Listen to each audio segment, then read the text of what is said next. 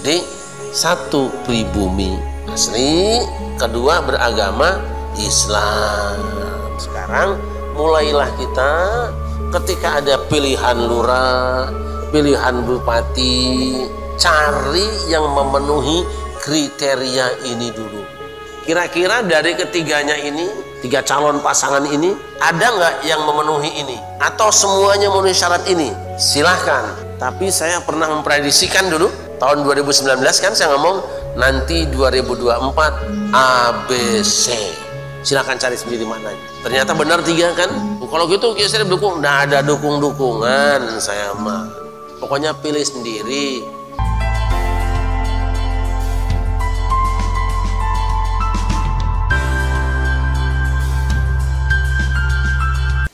Assalamualaikum warahmatullahi wabarakatuh. Alhamdulillahi haqqa hamdihi wassalatu wassalamu ala sayyidina Muhammadin khairi ibadihi wa ala alihi wa ashabihi wa man tabi'ahu min ba'di. Amma ba'du.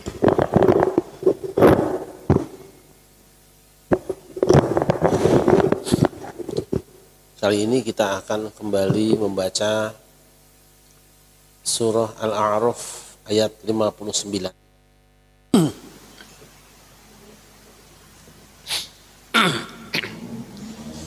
A'udzu billahi minasy syaithanir rajim.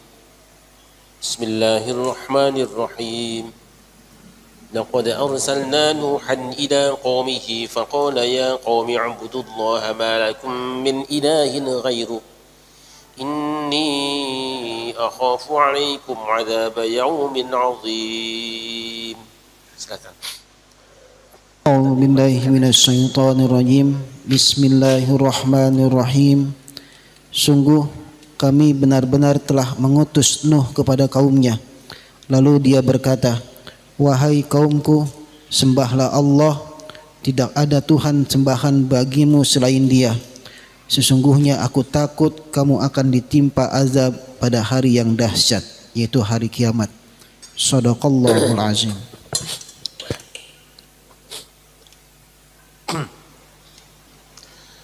Ayat ini menyampaikan beberapa poin.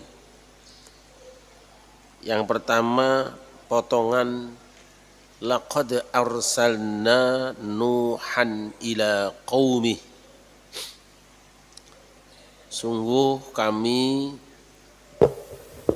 telah mengutus Nuh kepada kaumnya. Ini kembali kepada Nuh.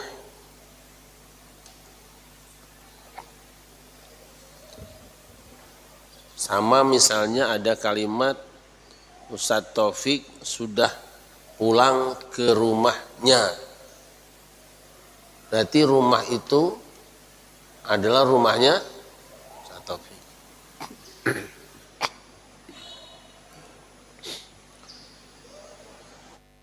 Kata arsalna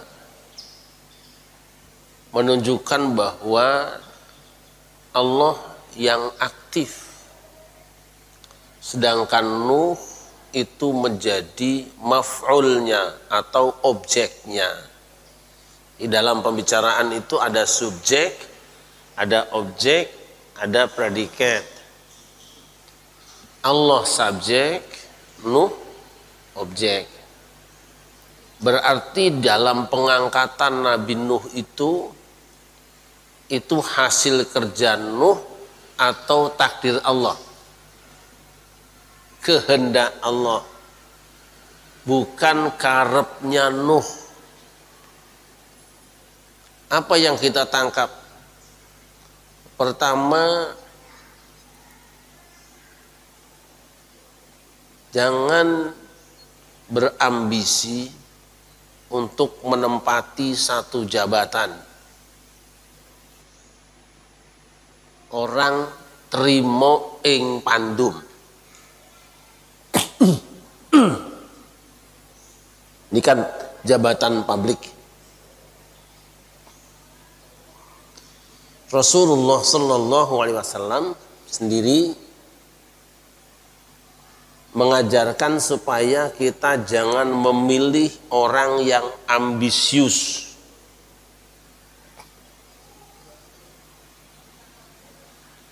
Itu pesan yang pertama. Pesan yang kedua,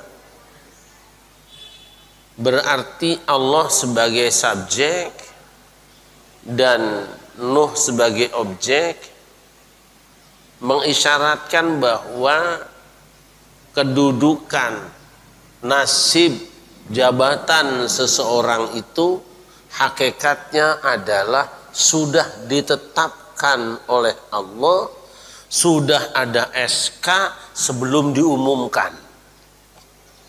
Supaya apa? Supaya manusia nanti kalau sedang memproses sesuatu kemudian gagal, tidak kecewa, move on. Sekarang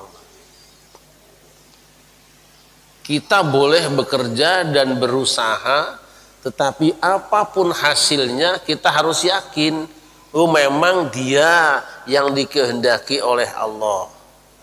Itu pegang tuh.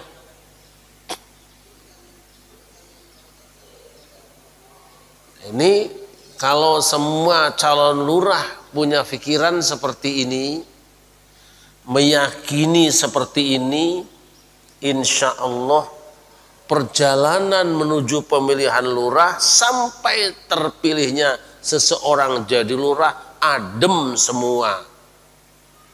Itu. Ini dua ini penting. Satu, jangan ambisius. Kedua, sadar. Sebab apa? Kalau ambisius biasanya suka berusaha bekerja keras segala cara, yang penting tujuan tercapai. Bahaya. Itu adalah berangkat dari ambisi. Yang kedua, kalau orang tidak yakin bahwa semua kang tumibo maring kabulo, itu bahasa Jawanya. Apa yang terjadi pada seorang hamba itu, jika orang tidak meyakini bahwa apa yang terjadi pada hamba termasuk dirinya itu sudah ketetapan Allah, dia akan banyak sikap yang tidak baik. Satu, menuduh orang lain tidak jujur. Yang kedua, dia tidak terima, terus tidak terima. Dah. Tiga, pada kata Nuhan ila qaumihi ini mengisyaratkan bahwa manusia itu akan terbagi-bagi menjadi beberapa kaum. Kaum ini, kaum ini, kaum ini, kaum ini. Ingat dalam bahasan-bahasan yang sudah, manusia itu nanti terbagi. Kalau mau jelas lihat kembali surat Al-Hujurat ayat 13. Kita ulang lagi itu. Surat ke-49 ayat 13.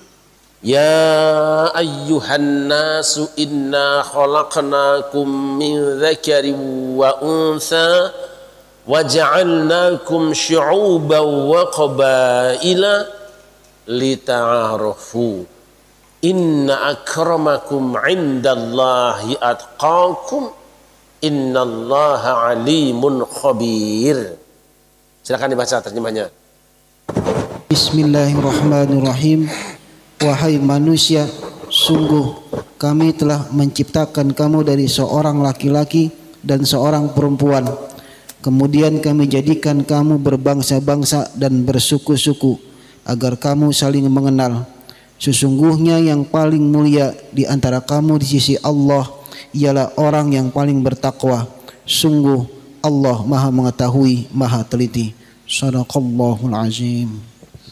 Ini manusia asalnya satu laki-laki, satu perempuan. Laki-laki itu Adam, perempuan itu Hawa. Dari sini kemudian ada syu'uban. Sya'bun. Kita ambil 3 saja walaupun banyak. Nah, ada bangsa-bangsa atau kaum-kaum. Ini nanti terpecah kembali menjadi qabilah.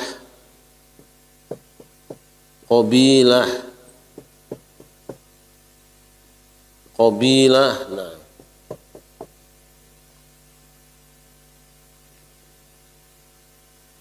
bahasa kita kabilah lah. Bahasa kitanya suku-suku. Ini bangsa, ini suku. Nah, nanti dari umat manusia ini ada dipecah. Ini qaumihi. Karena apa? Kaum itu banyak. Kaum itu banyak. Ini kaum. Seorang rasul itu diidofatkan kepada kaumnya, kepada dirinya. Maka kita akan menemukan di dalam Al-Quran yang tercatat, yang sering kita baca, ya, kaum itu mana? Ini kaum Nuh. Tidak disebut nama kaumnya. Kaum Nuh tidak disebutkan nama kaumnya, tapi kaumnya saja, kaumnya Nuh. Kemudian ada juga kaum Ad, ada kaum Samud, ada kaum Madian, penduduk Madian. Nanti menarik, Madian itu mirip Madinah, nanti aja ya kita bahas lagi. Yang dikirim kepada kaum ini, sebut saja kaum satu, adalah Nuh. Apa yang dimaksud dengan idofat qaumihi ini, kaumnya, itu baru dijelaskan Allah pada ayat berikutnya.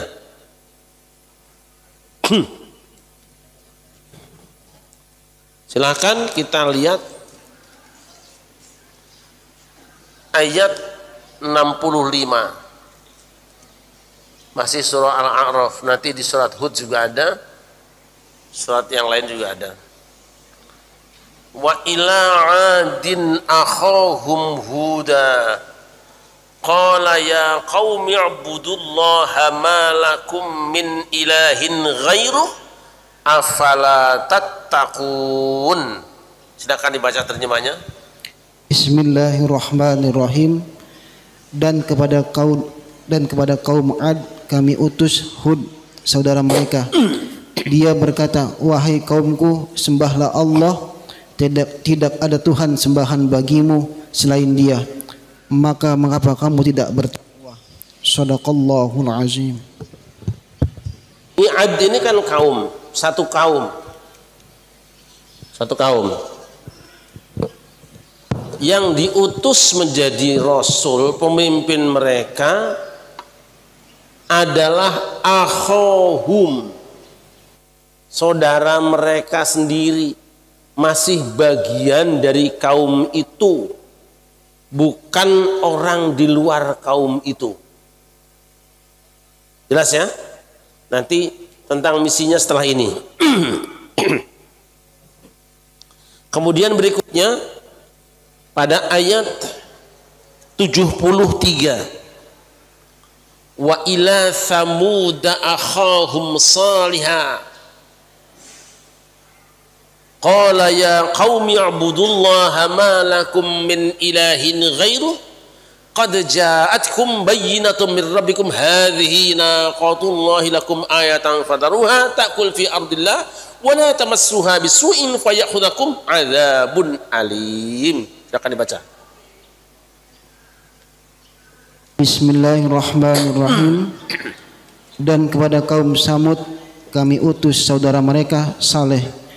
Dia berkata, wahai kaumku, sembahlah Allah, tidak ada Tuhan sembahan bagimu selain Dia.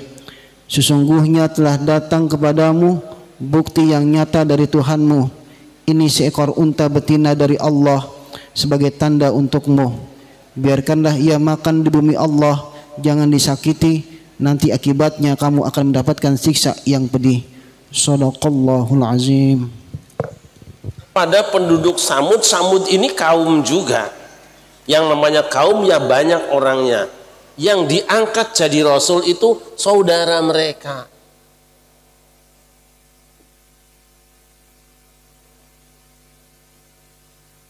Bukan orang lain loh.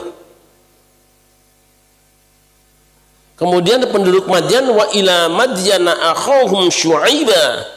Itu ada pada ayat 85. Silakan dibaca.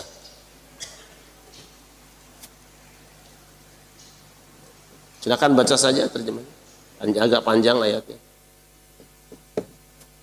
Ya.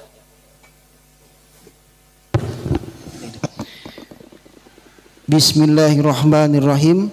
Dan kepada penduduk Madian kami utus saudara mereka sendiri. Dia berkata, wahai kaumku, sembahlah Allah, tidak ada Tuhan sembahan bagimu selain Dia. Sesungguhnya telah datang kepadamu bukti yang nyata dari Tuhanmu. Sempurnakanlah takaran dan timbangan, dan jangan kamu merugikan orang sedikit pun. Janganlah kamu berbuat kerusakan di bumi setelah diciptakan dengan baik. Itulah yang lebih baik bagimu jika kamu orang beriman. Shadaqallahul azim. Simpulan dari beberapa ayat ini, di mana Allah menetapkan bahwa orang yang diangkat menjadi rasul untuk memimpin umat adalah orang dari kaum itu. Kalau bahasa sekarang mah pribumi asli. Makanya para pendiri bangsa dulu ketika menyusun Undang-Undang Dasar 1945,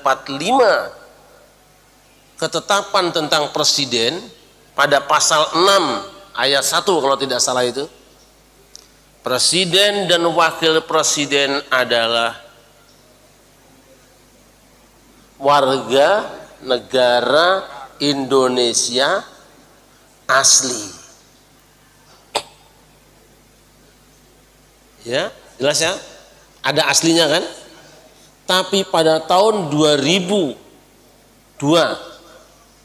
kalau tidak salah, karena tuntutan reformasi ini diamandemen, aslinya dibuang. Kalau begitu yang sesuai Quran yang dulu apa yang sekarang? Nah ini, begitu kata aslinya dibuang, maka orang tidak boleh lagi bicara ini pribumi, ini pendatang, gara-gara dibuang kata asli. Itu memang semangat reformasi, tetapi untuk semangat keindonesiaan, kira-kira lebih baik yang dulu apa yang sekarang? Nah itu dulu lah. Kalau orang kelurahan Susukan, lurahnya aja orang Susukan. Kalau bisa DKI Jakarta ya gubernurnya orang Betawi. Cuma masalahnya kan Jakarta ini sudah metropolitan, Betawinya tinggal berapa orang. Makanya saya termasuk orang yang suka ngobrol dengan teman-teman Betawi, jangan lu pergi, tungguin kampung lu.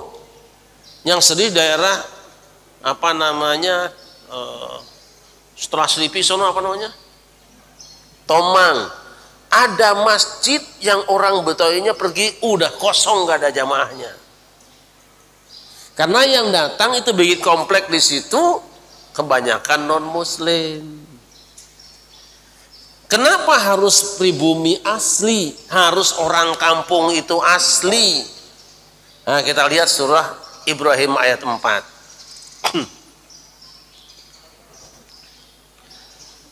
Ibrahim 4. Wa ma arsalna min rasulin illa bilisani qaumihi liyubayyana lahum fayudhillullahu man yasha'u wa yahdi man yasha' wa huwal azizul hakim. Akan dibaca. Bismillahirrahmanirrahim. Dan kami tidak mengutus seorang rasul pun melainkan dengan bahasa kaumnya agar dia dapat memberi penjelasan kepada mereka. Maka Allah menyesatkan siapa yang dikehendaki dan memberi petunjuk kepada siapa yang dia kehendaki. Dia yang maha perkasa, maha bijaksana. Shadaqallahul azim. Kenapa harus penduduk asli atau pribumi asli? Kan ini, kami tidak mengutus seorang rasul pun illa bilisani qaumihi. Tidak satupun ada rasul, tidak satupun, kecuali dia dengan bahasa kaumnya.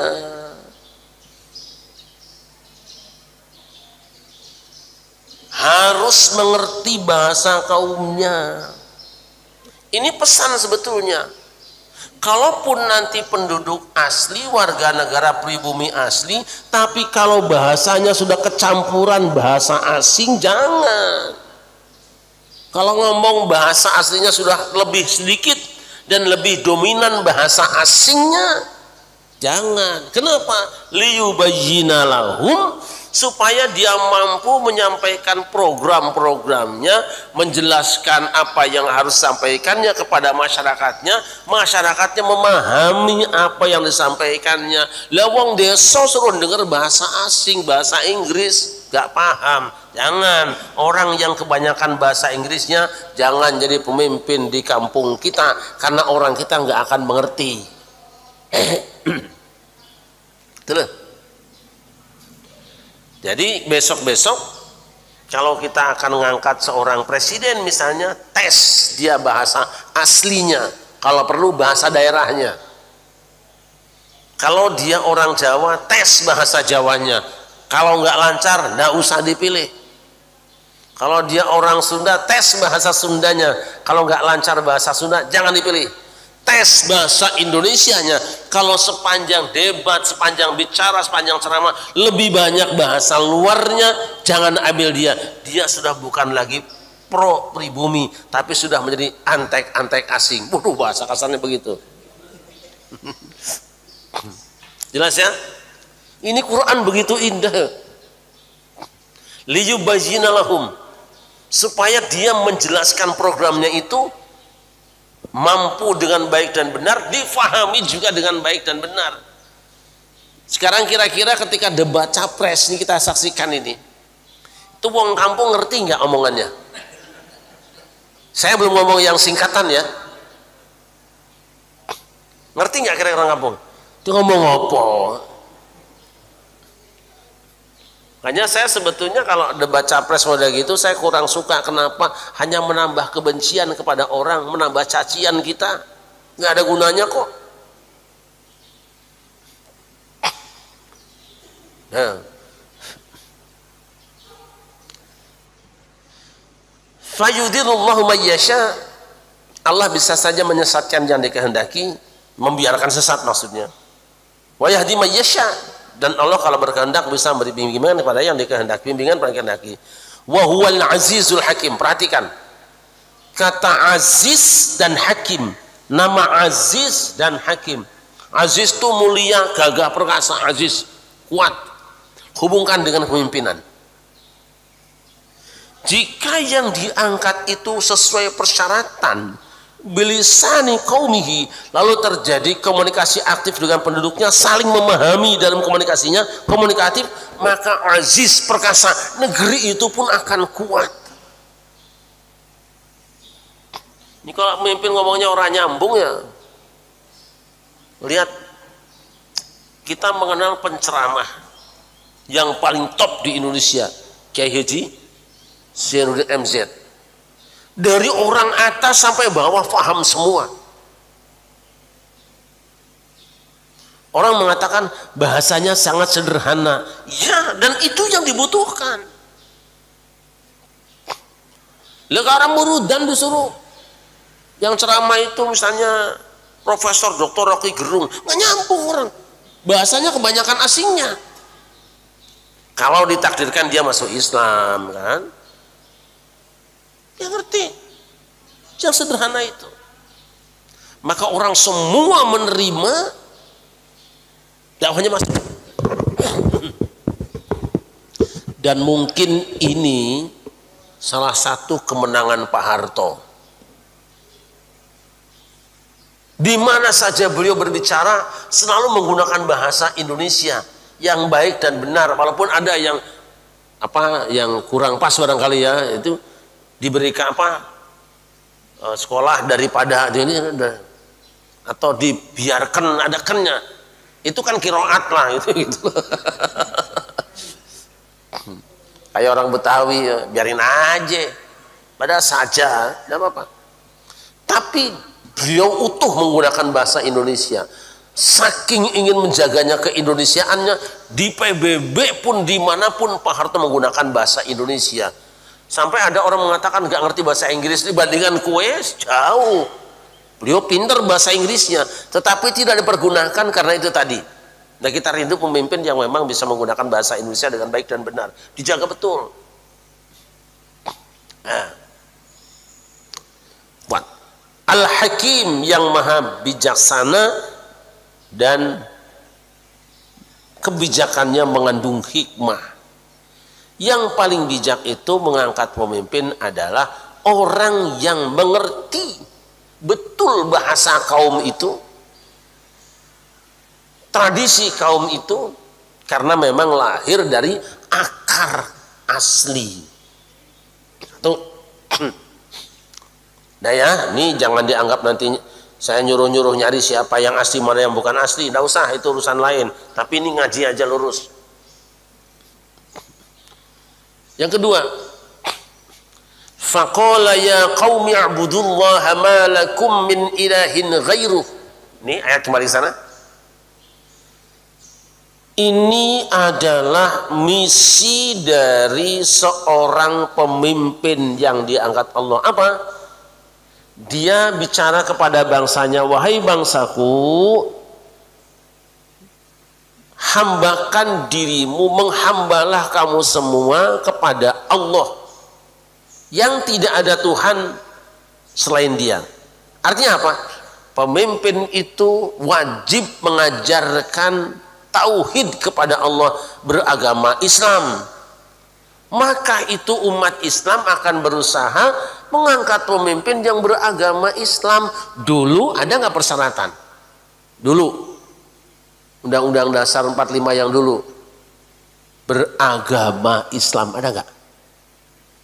Coba cari UUD 45. Dulu orang selalu menyebut pemimpin itu beragama Islam.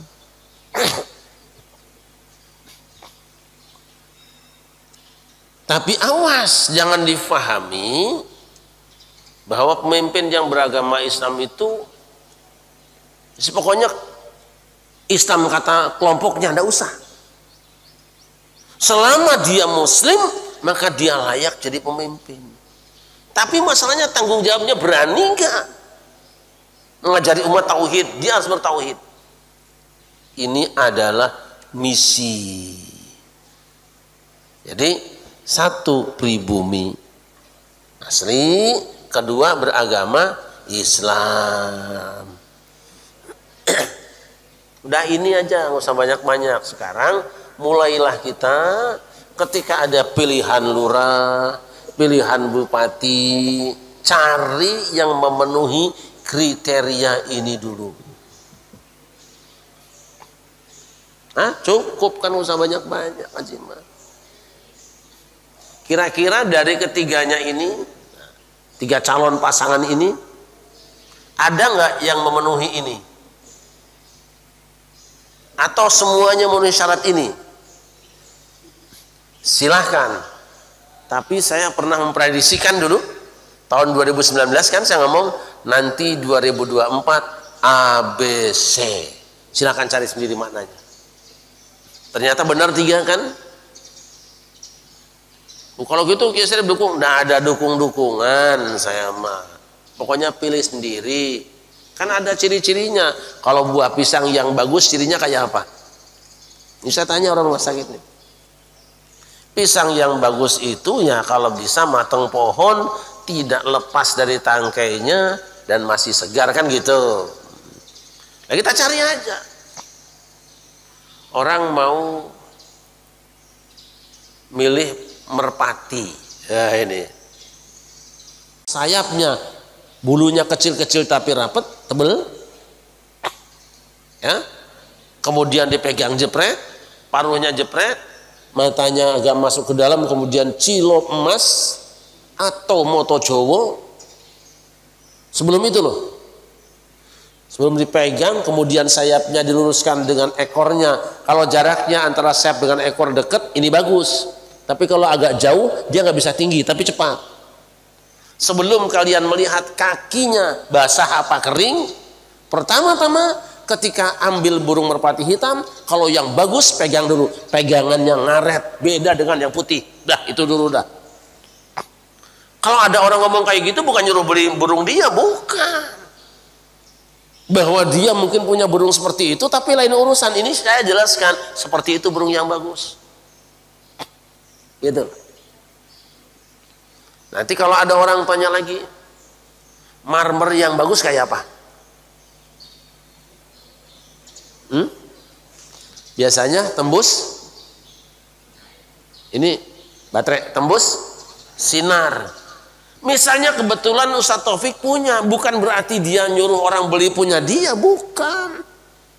Tapi ketahuilah bahwa meja marmerku ini bagus, yang kue pingin bagus, cari yang model ini tipenya. Jelas ya? Nah udah gitu aja lah.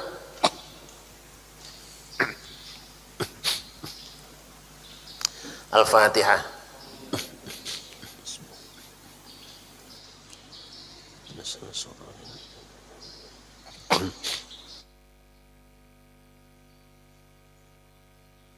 Allahumma salli ala sayyidina Muhammad wa ala sayyidina Muhammad sayyidina awwalina wal akhirin wassalamu radhiyallahu tabaraka wa ta'ala an kulli sahabati rasulillah ajma'in. Ba'da idh hadaitana wa hab lana min ladunka rahmatan innaka antal wahhab. Rabbana innaka jami'un nasi li yaumin la raiba fihi innallaha la yukhliful mi'ad. Rabbana atina min ladunka rahmatan wa hayyi lana min amrina rasyada. Rabbana atina fid dunya hasanatan wa fil akhirati hasanatan wa qina adzaban nar. Wa sallallahu ala khairi khalqihi Muhammadin wa ala alihi wa sahbihi wa baraka wa sallam. Bi fadli subhana rabbika rabbil izzati amma yasifun. Wa salamun alal mursalin walhamdulillahi rabbil alamin. Hasbunallahu wa ni'mal wakeel. Assalamualaikum warahmatullahi wabarakatuh.